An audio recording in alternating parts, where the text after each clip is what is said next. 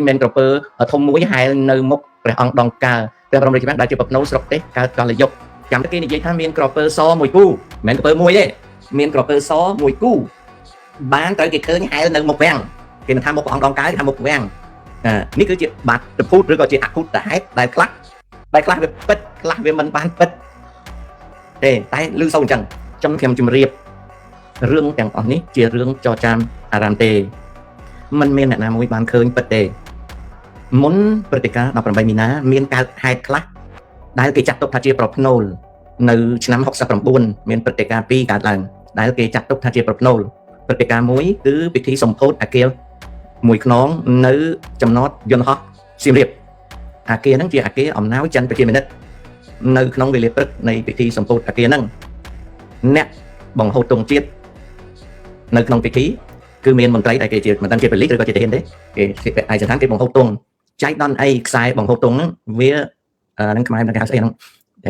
មើលខ្ញុំភ្លេចទៅខ្ញុំធ្លាប់ប្រើពាក្យហ្នឹងបើភ្លេចទៅខ្សែហ្នឹងវាគួយក្បាលមកវាជាប់ហ្នឹងព្រោះយើងបង្ហូតទង់មានម្នាក់ទេម្នាក់សម្រាប់អ្នកបទូឲ្យខ្សែហ្នឹងឡើងវាបង្ហូតទង់ឡើងចែកដល់អីវាខ្សែវាជំពាក់ទៅមិនទាហានឬក៏ប៉ូលីសដែលខំប្រឹងទាញខ្លាំងទៅវាដាច់រត់វាដាច់រត់ធ្លាក់ទង់ជាតិខ្មែរយើងមកដីក៏គេដាក់យកដងទង់ទេពមួយមកបង្ហូតនៅពេលដែលដងទង់ជាតិចិនហ្នឹងវាអត់មានដាច់មកទេដងទង់ពីរនេះក៏ជាព្រឹត្តិការណ៍មួយដែលវាកើតឡើងមែនតែមនុស្សយកមកនិយាយថាជាអភូតហេតុចង្រៃណាជាអភូតហេតុចង្រៃអភូតហេតុមួយទៀតគ្មានខ្មែរណានិយាយទេមានបារាំងម្នាក់វាលើកមកនិយាយមិនដឹងថាតើវាពិតប៉ុណ្ណាទេដែលតាក់ទងនឹងពិធីច្រត់ព្រះនាងកលដែលមានសម្ដេចសីហនុហើយនឹងនាងមនិចចូលរួមនៅខេត្តតាកែវនឹងមានអភូតហេតុមួយកើតនៅក្នុងរឿងហ្នឹងអូខេអាហ្នឹងចំណុចមួយទៀតថាឃើញផ្កាយដុះកន្ទុយមានអ្នកនិយាយថាឃើញផ្កាយដុះកន្ទុយដូចជាមានកុនមួយនៅដើមឆ្នាំ70ហ្នឹងដាក់ចំណងជើងផ្កាយដុះកន្ទុយដែរតែសួរខ្ញុំថាខ្ញុំដែលឃើញផ្កាយដុះកន្ទុយអត់ដែលឃើញទេខ្ញុំអត់ដែលឃើញទេណាតែគេថាមានផ្កាយដុះកន្ទុយដល់មកបន្ទាប់មកមានអភូតហេតុមួយទៀតអភូតហេតុហ្នឹងវាពិតវាកើតឡើងអញ្ចឹងមែនព្រោះកាសែតអីផ្សាយមានមនុស្សឈួតមិនដឹងមកពីណាទេទៅឡើងដងកើ